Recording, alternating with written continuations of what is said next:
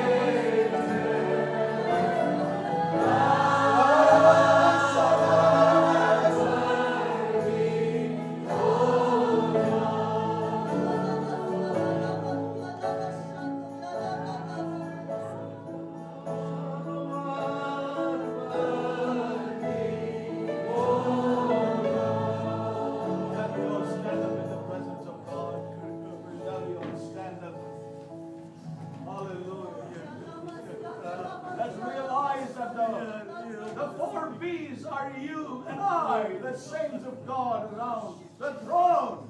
Hallelujah. Hallelujah. Hallelujah. What a privilege this morning to be around the throne of God. Worship Him. Hallelujah. Hallelujah, Lord Jesus. Hallelujah.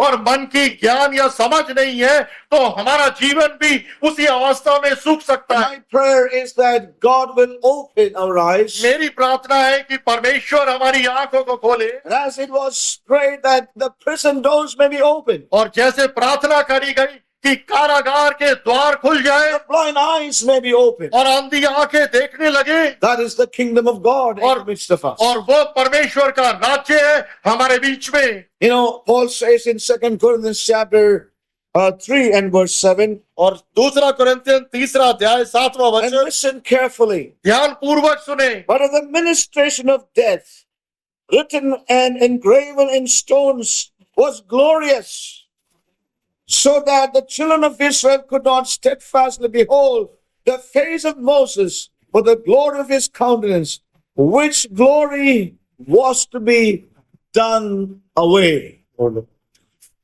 यदि मृत्यु की वह वाचा जिसके अक्षर पत्रों पर खोदे गए थे, यहाँ तक कि तेजोमयी हुई कि मूसा के मुंह के तेज के कारण जो घटता भी जाता था, इस्राएली उसके मुख पर दृष्टि नहीं कर सकते थे, Which glory was to be done away? वो महिमा जो कि घटती चली जाती थी, Which glory was to be done away? वो महिमा जो कि धूमिल हो रही थी। Verse 8, 8वां वचन, how shall not the ministration of the Spirit be rather glorious? Hallelujah.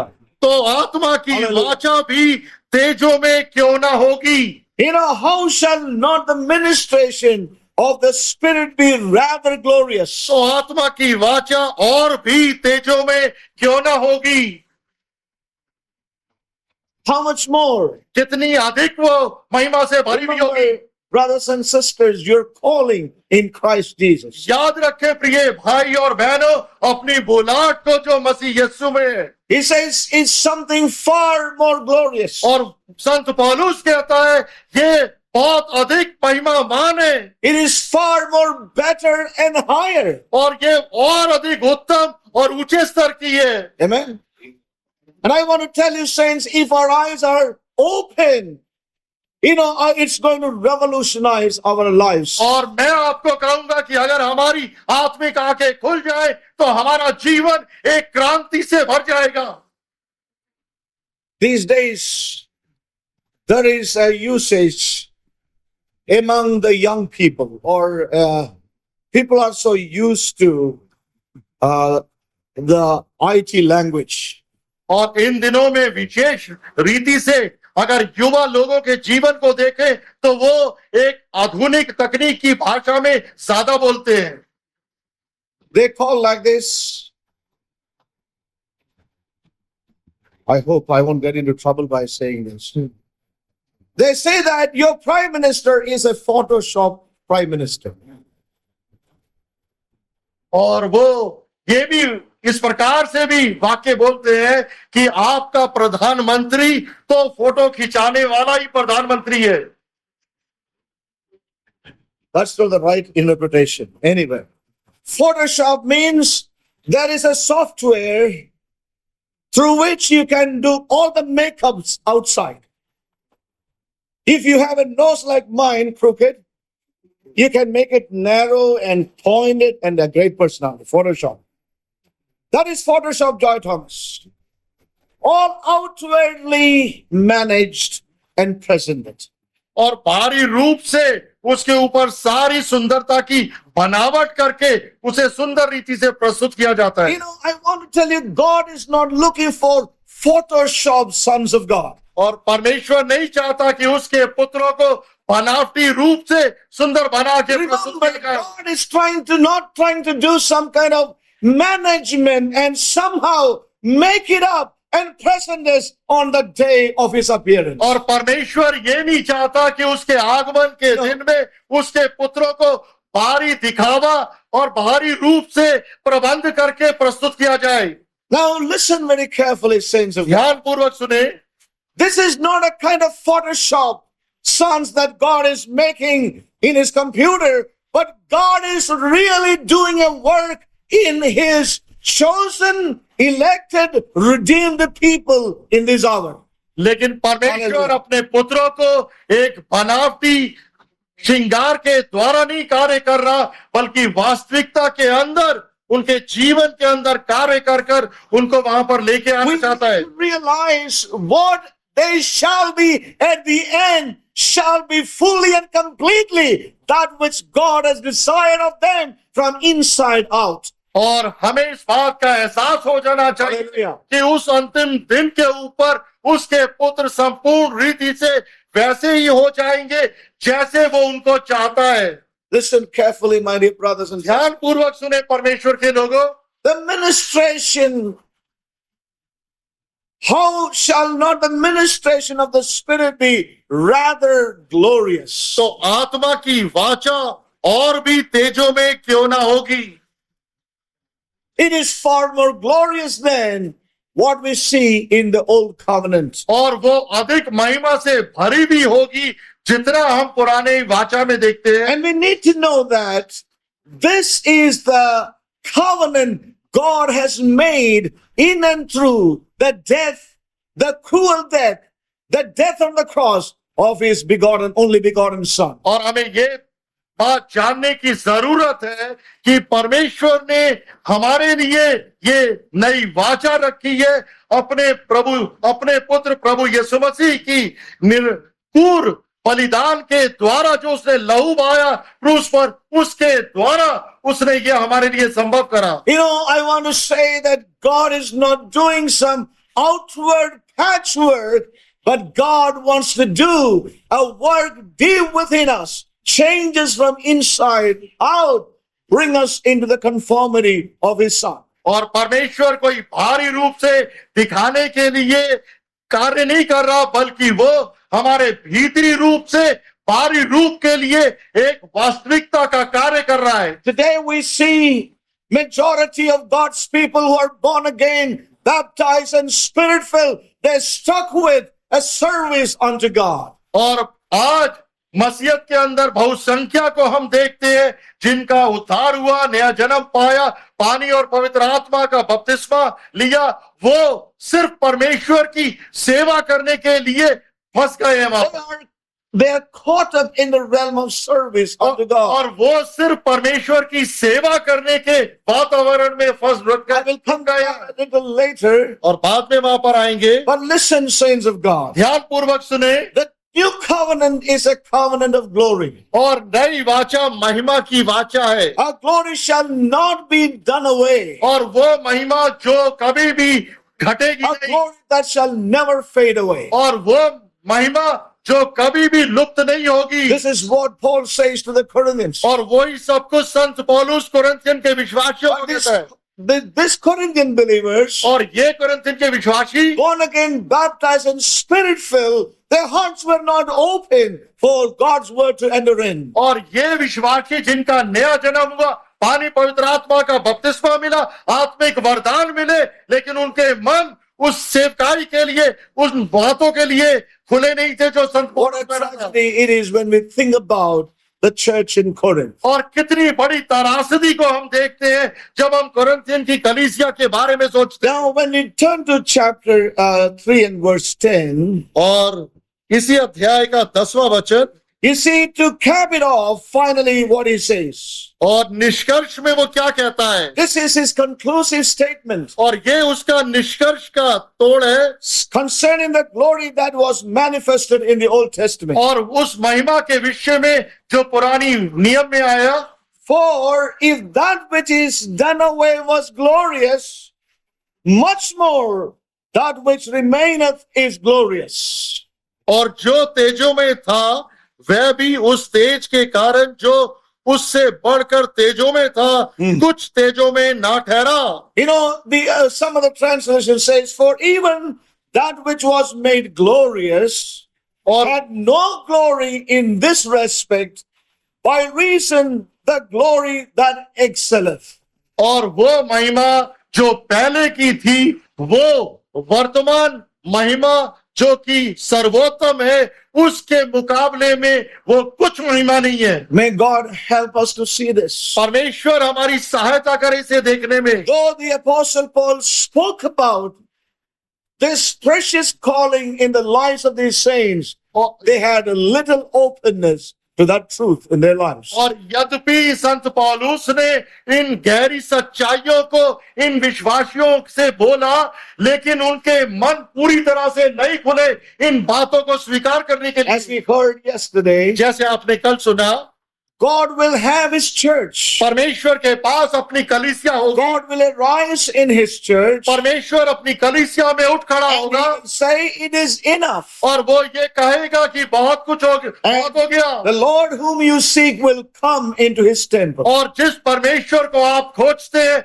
वो अचानक ही अपने मंदिर में आएगा। And he will begin his work he will encounter his church. और वो उस मंदिर के अंदर अपने कार्य को प्रारंभ करेगा, अपनी कलीसिया का सामना करेगा। This is God's appointment with this church. और ये परमेश्वर का भेंट करने का नियुक्त समय अपनी This is कलीसिया God's के लिए, appointment with his people in these end times. और इन अंतिम समय में परमेश्वर का मिलने का समय है अपने लोगों के साथ। Surely God has greater things. निसंदेह परमेश्वर के पास महान चीजें हैं, Greater things बहुत ही अधिक महान चीजें हैं for his new covenant people अपनी नई वाचा के लोगों के लिए, than he did for the old covenant. और जो उसने पुराने वाचा के लोगों से, I am confident of that in my own heart. और मुझे इसके ऊपर और अधिक विश्वास का In भरोसा है these end times, कि इन अंतिम समयों के अंदर God will perform such wondrous things, परमेश्वर कुछ अद्भुत कार्य करेगा, such wondrous things. और हैरान करने वाली अद्भुत चीजों को करेगा। There are many prophetic expressions of that in God's word. और इस विषय में परमेश्वर के वचन के अंदर कई भविष्यवाणी के उल्लेख हैं। And see what Paul says in the book of Hebrews. और देखें कि इस विषय में संत पौलुस इब्रानियों की पत्री में क्या कहता है। Yes.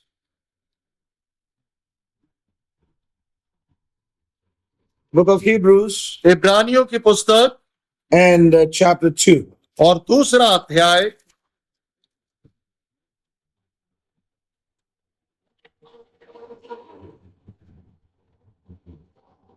Hebrews chapter 2 इब्रानियों का दूसरा अध्याय and verse 13. और 13वां वचन।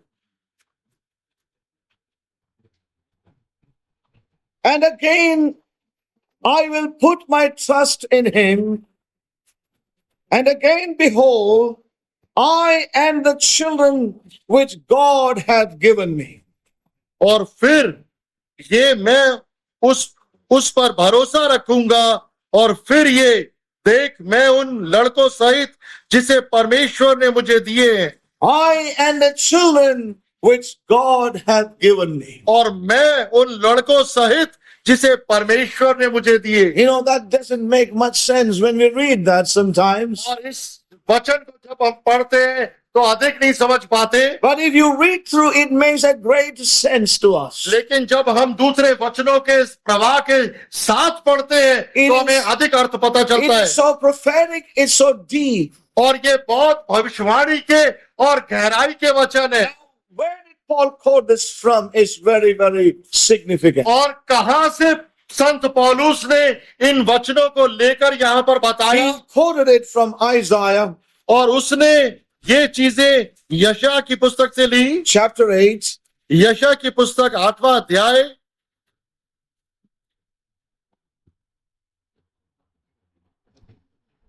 Isaiah chapter 8 यशया 8 अध्याय and verse 18. और 18वां वचन।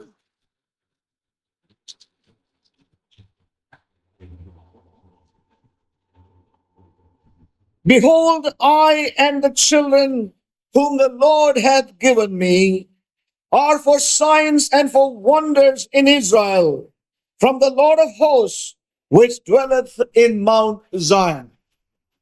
और देख मैं और जो लड़के यहोवा ने मुझे सौंपे हैं उसी सेनाओं के यहोवा की ओर से जो सिय्योन पर्वत पर निवास किए रहता है, इस्राएलियों के लिए चिन्ह और चमत्कार हैं। You know, it says very clearly here, again it says, I and the children whom the Lord hath given me are for sign and for wonders. और वचन में जैसे लिखा है कि मैं और वो जो लड़के यहोवा ने मुझे सौंपे हैं वो चिन्ह और चमत्कार के लिए हैं। Are for signs and wonders और वो चिन्ह और चमत्कार के लिए हैं। in Israel from the Lord of hosts. और इस्राएल के अंदर सेनाओं का यहोवा कहता है, The people whom the Father hath given. वो लोग जो कि पिता ने उसे दिए, The people whom the Father hath given to the Son, the Lord Jesus Christ. वो लोग जो पिता ने अपने पुत्र प्रभु यीशु मसीह को दिए, They are for signs and wonders. That's what that scripture says. और वो चिन्ह और चमत्कार के लिए है, जैसे वचन कहता है। Brings that from Isaiah and quotes in the book of Hebrews and chapter 2. और संत पौलुस यशा की पुस्तक से लेके ये वचन इब्रानियों के अध्याय में यहाँ पर बोलता है, And talks about this is talking about the new covenant people. और यहाँ पर वो नई वाचा के लोगों को ये बता रहा है, The people whom the Father hath given to the Son. और वो लोग जो कि पिता ने पुत्र को दिए हैं, Hallelujah. They are for signs and wonders in the earth. और वो इस पृथ्वी के ऊपर चिन्ह और चमत्कार के लिए है। That is the calling of the new covenant saints. प्रियो, ये नए विश्वासियों की बुलाहट है। And I want to tell you the church will move to that realm as we come to the end times. और मैं आपको कहूंगा कि कलीसिया उस दिशा की तरफ प्रगति करेगी इस अंतिम समय के अंदर। You know, their very lives they live और जिस रीति से वो जीवन and जिएंगे the works they perform और जो वो कार्य करेंगे, will become a sign and a wonder in the earth. और वो इस पृथ्वी के ऊपर एक चिन्ह और चमत्कार के रूप में हो Now, जाएगी। it was so true in a sense in the days of even Noah. और ये बिल्कुल सच था यहाँ तक कि नूह के दिनों में भी। The lives of Noah and family और नूह और उसके परिवार का जीवन and the works that they did in those times, और वो कार्य जो उन्होंने अपने समय में करा, you know, it was a sign and a wonder on the earth at that time. और उस समय में वो पृथ्वी के ऊपर एक चिन्ह और चमत्कार के रूप में As थे। we read in the book of Hebrews 11, और जैसे हम इब्रानियों के 11वें अध्याय as we read it from the New Century Version, और एक दूसरे अनुवाद से पढ़ते हैं, New Century Version says, Noah proved, shown the world that the world is wrong. और नूह ने संसार को प्रमाणित कर दिया कि संसार दोषी था, गलत था। You know, that is the calling of the church. और वो कलीसिया की बुलाहट है। The sons that God has given to Jesus Christ, वो पुत्र जो पिता ने प्रभु यीशु मसीह को दिए, his sonship or the sons of God in this end time, they are to be a sign and a wonder in the earth in this end times. और उसके पुत्र इस पृथ्वी के ऊपर इस अंतिम समय के अंदर एक चिन्ह और चमत्कार होंगे। That is the calling of his church. और वो इस कलीसिया की बुलाहट है। You know, that is what we are called to be in these end times. और ये brothers and sisters. वो चीज है जिसके लिए हमें बुलाया गया है इन अंतिम समय में। No, many a time people say, कई बार लोग कहते हैं well, I know what God is after. कि मैं जानता हूँ परमेश्वर किस चीज के Yes, पीछे है। God will have a glorious church परमेश्वर के पास महिमा से भरी हुई कलीसिया होगी, without spot and wrinkle. बगैर दाग धब्बा झुर्री के। And it's all going to happen when we go to heaven. और ये सारा कार्य तब होगा जब हम स्वर्ग में जाएंगे। God will have a glorious church. परमेश्वर के पास तेजों में कलीसिया होगी, God will have his sons. परमेश्वर के पास अपने पुत्र होंगे, And all that will happen when we are raptured out of this earth. और ये सारी चीजें तब होंगी जब हम पृथ्वी से स्वर्ग रोहण होगा। Saints, listen. परमेश्वर के लोगों ध्यान पूर्वक सुने, Jesus came from heaven to earth. मसीह यीशु आकाश से स्वर्ग से पृथ्वी पे आया। Amen.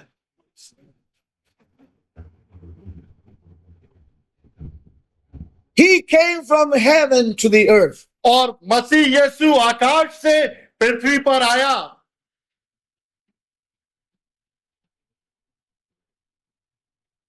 To bring about, to fulfill. There's a man